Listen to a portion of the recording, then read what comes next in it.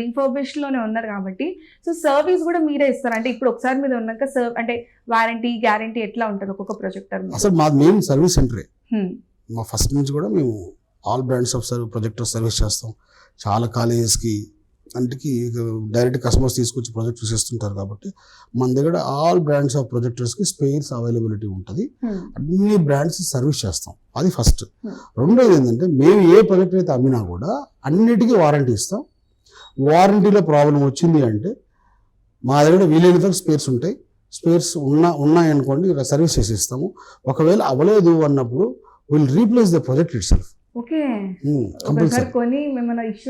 Issue వచ్చింది, repair కాలేదు, ఎందుకంటే కస్టమర్ అమౌంట్ ఇన్వెస్ట్ చేశాడు కదా, అది మళ్ళీ నష్టపోతాడు.